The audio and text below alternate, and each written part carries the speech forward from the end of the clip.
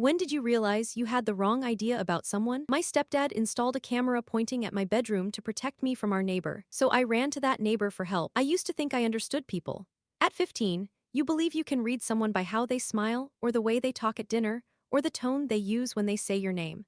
But I learned the hard way that some people build their whole lives around lies, and others are misjudged simply because no one ever bothered to look deeper. My story starts the week Noah moved in next door. He showed up with 2 boxes in the back of a used pickup truck and a tired face that looked like it had forgotten how to rest. I'd heard whispers through the neighborhood that he'd lost custody of his daughters. People murmured things without ever saying details, but the tone was enough to plant doubt in anyone's mind. I remember standing at our kitchen counter that night, halfway through cutting an apple for a snack, when Derek, my stepdad, stepped behind me. His hand rested on my lower back like it always did when Mom wasn't watching. He nodded at the window. "That man is trouble, Kayla," he said. "Trust me, I know the type." His voice had this fake concern in it, like he wanted me to feel scared of the world outside. Then he added something that made my stomach twist. "I'll have to start doing things to protect you, sweetheart." That same night, Derek installed a security camera on the side of the house. He said it was to keep an eye on Noah's yard, but the lens was pointed directly at my bedroom window. I saw it every time I closed my blinds. At first I tried to convince myself there had to be a reasonable explanation, that he misangled it or something. But the truth became clearer every night he checked on me. He'd wait until Mom went to bed, then slip into my room without knocking, sit on the edge of my mattress, and start these long talks about danger and men to avoid. They were too detailed, too intimate, and always about Noah. He'd warn me that people like him take advantage of innocent girls, his voice low and slow like he wanted the words to sink into my skin. I'd pull my blankets up to my chest and stare at the wall, wishing he'd leave, wishing Mom would come in and see what he was doing. But Mom trusted him completely. Every time I hinted that Derek made me uncomfortable, she brushed me off. I remember one evening clearly. She was folding laundry on the sofa. I told her Derek kept coming into my room at night. She didn't even look up. "Honey, he loves you like his own daughter, don't be dramatic." I tried again. "Mom, the camera is pointed at my window." This time she glanced at me, but she looked annoyed, like I was interrupting her evening. "He works in security for his company. He knows what he's doing. Plus, Noah's been looking at you. Derek is trying to keep you safe." She gave me the stiff side hug, kissed my forehead, and shooed me away to do homework. But Noah never looked at me. I mean, not in a weird way. If anything, he avoided everyone. If the school bus dropped me off and he happened to be outside, he'd go back in. If neighbors walked past his lawn, he'd turn away. He kept to himself. But there was something strange, something that didn't fit with the picture Derek painted. Every time Derek took me out alone, like to get ice cream or stop by the little park down the street, Noah always appeared. Not close, not intrusive. He'd just walk his dog past us or pull his trash bins to the curb, almost like he was checking in without wanting to be seen. It confused me. If he was dangerous, why would he show up only when Derek was alone with me? Why did his eyes, when they did meet mine, look more worried than anything else? Things with Derek escalated slowly. His tickle fights lasted too long. He insisted on helping with things I never asked for. He made excuses for why Mom didn't need to help me shower anymore because she worked late. Every boundary I tried to hold on to, he chipped away at. The day I stopped pretending everything was fine was the day he cornered me in the garage. Mom was working a double shift. Derek had been drinking since late afternoon, tossing empty beer cans into the recycling bin like he wanted me to hear every clang. I went out to grab a folder from the car. When I turned around, he was blocking the door. "You're growing up fast," he said, stepping toward me. "Becoming such a pretty young woman." His hands landed on my shoulders. I froze. His grip tightened, pressing me back against the cold wall. "Let me show you something," he whispered. Before anything else could happen, a shadow appeared at the door to the garage. "Sorry to bother you," a man's voice said. "My cat got out." "Orange tabby, mind if I check in here?" It was Noah. He stood framed in the doorway, steady but calm, like he knew exactly what he was walking into. Derek's hands dropped immediately. His whole expression shifted into that fake friendly smile he used with customers and neighbors. "No cat here," he said, stepping forward. "You should go." But Noah didn't move. "I definitely saw him run this way," he said softly. "Let me just check behind those boxes," Derek's voice snapped. I said leave. I took that moment. I slid past Derek's arm and bolted inside, heart pounding so hard it hurt. I didn't understand everything that was happening yet, but I knew one thing with absolute clarity: Noah had saved me. That night, Mom and Derek sat me down at the dining table. Mom looked furious. Derek sat behind her in the shadows, arms crossed. They told me Noah was dangerous, that he'd been trying to break apart our family, that I was to stay away from him, and if he ever tried to talk to me again, I needed to run. I nodded because arguing with them wouldn't get me anywhere. But the next day, when I saw Noah walking his dog, I couldn't stop myself. The truth poured out of me in shaking pieces. Derek does things, I whispered. He hurts me. Noah didn't look surprised. He just nodded, his voice soft. I know, Kayla, I've been documenting everything. What he said next changed my life. I'm taking you to the police.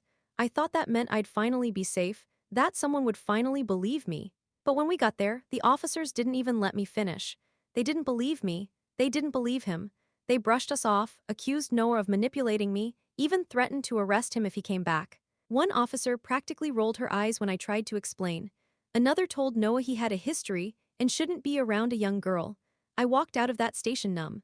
A part of me broke that day, because I'd finally told the truth and no one cared. Derek must have been called right away because he and Mom were waiting for me when I got home. Mom grabbed my shoulders, shaking me so hard my teeth clicked. Do you know what people will say? She shouted. You could ruin everything for us. Behind her, Derek stood completely still, watching me, one hand resting casually on his belt. I couldn't describe the fear that shook through me. That night, he came into my room, and when he left, I could barely move. I won't describe what happened because some things don't need detail to be understood. I just remember lying there afterward, staring at the ceiling in a kind of frozen silence, realizing I couldn't survive another night under that roof. So when I heard them finally go to bed, I shoved my window open and climbed out barefoot into the cold grass. I limped across the yard and knocked on Noah's back door with shaking hands. He opened it fast like he'd been waiting, but I froze when I looked past him. His two daughters, Aubrey and Riley, were sitting on the couch, covered in bruises. Fresh, painful-looking ones, purple and yellow marks along their arms. I thought I'd made a terrible mistake. Had I run from one monster straight into another? The older girl rushed toward me, eyes wide. Dad, she's hurt, she said. She's bleeding. Her little sister tugged on her sleeve. Daddy helps people, he helped us. When Noah finally spoke, his voice was low but steady. Girls, go to your room. They hesitated, looking worried for me, before scrambling up the stairs. He wrapped a blanket around my shoulders and kept a respectful distance, hands shaking as he reached for his phone. I need to call an ambulance. No, I blurted out. They'll send me back. Mom won't believe me. The police already think you're lying. He slowly set the phone down. I could see how hard he was fighting to stay calm. Kayla, what he did to you needs medical documentation. Your daughters, I whispered. Those bruises, did you? No. His whole face tightened, not with guilt but with pain. Their mother did that. He opened a folder from a cabinet, thick with photos, medical forms, reports, text messages, 2 years of proof. I've been fighting for them, he said, but she knows how to manipulate the system. She convinced the court I was dangerous. He put the folder down and met my eyes. I won't let that happen to you. But we need to document what he did, everything. Before I could respond, headlights flashed across the window, a car door slammed, then another. Derek and my mom had come home early. Noah stood fast, his calm turning sharp. Girls, quiet time. Then he guided me toward the kitchen, away from windows. The pounding started seconds later, Derek's fist shaking the whole front door. Open up, Noah, I know she's in there. Noah didn't open the door. He didn't yell back, he just said, she's safe, go home. Derek shouted threats. Mom begged Noah to let me out. They argued. They waited in their driveway for hours. But Noah stayed with me, helping me write down every detail in a notebook. It was the first time anyone had listened to me. When Mrs. Dawson, our elderly neighbor, noticed the commotion and came over, she took one look at me and sat down shaking her head. I've wondered about that man, she said quietly. The way you look when he's around. She called her daughter, a social worker in the next county, who arrived early the next morning. The social worker's name was Talia. She took one look at my injuries and said, we're going to the hospital, right now. But Derek wasn't finished. He turned the whole neighborhood against Noah, spread lies online, told everyone that Noah had kidnapped me.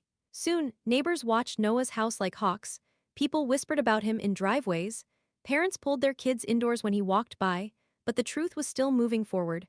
The hospital documented my injuries. The police in Talia's county took my report seriously, and Noah had files, pages of observations of Derek's behavior. Photos, times, patterns, it should have been enough, it almost was, but Derek always stayed one step ahead. One night, police lights flashed outside Noah's window, but they didn't stop at Derek's house, they stopped at Noah's. Derek had beaten us there, telling officers that Noah was holding me against my will. He even forged text messages from my mom to make it look like Noah had groomed me. The officers saw my bruises but didn't accept Noah's evidence without a court order. They dragged me back home. I screamed, I fought, I begged. But nothing mattered. Back in my room, Mom locked the door and said I'd ruined everything. Derek stood in the hall smiling, whispering through the wood, "We have all the time in the world now." The next 2 weeks were hell. He locked my window from the outside, removed anything I could use to unlock the door. He fed lies to my school counselor. He convinced my teachers I was acting out. Every time I tried to reach for help, he had already poisoned the ground. Then everything changed. One night, after I saw Mrs. Dawson's flashlight outside my window, Derek realized she'd been helping. He planned to frame her next. I overheard him telling Mom they'd plant evidence to make it look like she'd been part of Noah's dangerous behavior. I felt sick. They would ruin anyone who tried to help me. But then, out of nowhere, I found a tiny note tucked into my window frame. Just one line in Noah's handwriting: "Tomorrow, 3 p.m. be ready." The next day, a fire broke out several houses down. Firefighters ran door to door evacuating everyone. In the chaos, Derek slipped for the first time. He couldn't watch me and control everything around him at the same time. I made a run for it. Neighbors were distracted. Smoke filled the air. Fire trucks blocked the road. My moment was fading fast, but I sprinted toward Mrs. Dawson's house. Derek chased me, shouting for someone to stop me. But no one paid attention to one terrified girl running. Just as he grabbed my arm, a woman stepped onto Mrs. Dawson's porch. "I'm Judge Monroe," she said calmly. "And you need to let her go." Derek froze. The judge held up paperwork. "I've signed an emergency protection order. She is no longer under your custody." Before Derek could argue, 2 state police vehicles pulled up. Not local, not connected to him. These officers walked straight up to Derek and read him his charges: child abuse, assault, evidence tampering, witness intimidation. His face collapsed. Mom tried to defend him. She kept saying I was lying, that I was troubled. But no one believed her anymore. She wasn't the concerned mother she pretended to be, she was someone who let harm happen under her roof. After that, everything moved fast. Detectives secured the camera footage Derek had hidden on his computer. Talia filed reports with multiple agencies. Noah's daughters were returned to him after the court reviewed new evidence of their mom's abuse. Noah got custody back. The neighborhood that once hated him painted over the graffiti on his garage, replacing the word predator with hero. I was placed with an emergency foster family, the Guans, who turned out to be the safest people I'd met in a long time. I gave hours of testimony with a trauma-trained detective who actually listened. My school apologized. My teacher cried. Even the principal said they'd failed me. Months later, Derek went to trial. The evidence was overwhelming. He was convicted on all charges and sentenced to decades in prison. Mom faced charges too, for failing to protect me and covering for him. She got probation, but moved across the country afterward. I haven't spoken to her since. Noah's daughters flourished in therapy. Noah started rebuilding his life. The Guans eventually adopted me. Judge Monroe even presided over the adoption hearing. The courtroom was packed. Noah, his daughters, Mrs. Dawson, Talia, and Detective Martinez all showed up. My chosen family, my real family. Looking back now, I understand something I couldn't at 15. You can't always trust the person who tells you they're protecting you. And sometimes the person everyone warns you about, the one judged, whispered about, avoided, might be the only one brave enough to save you. I had the wrong idea about Noah because Derek wanted me to. But when the world looked away, Noah stepped toward danger to help a girl who wasn't his. He saved his daughters. He saved me, and he never asked for anything in return.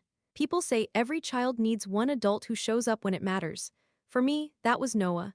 And thanks to him, I can finally say the words I never thought I'd get to say out loud. I'm safe now, I'm healing. And this time, I know exactly who to trust. If you like the video, like it and share it with friends and family. And subscribe to Neverending Stories for such stories.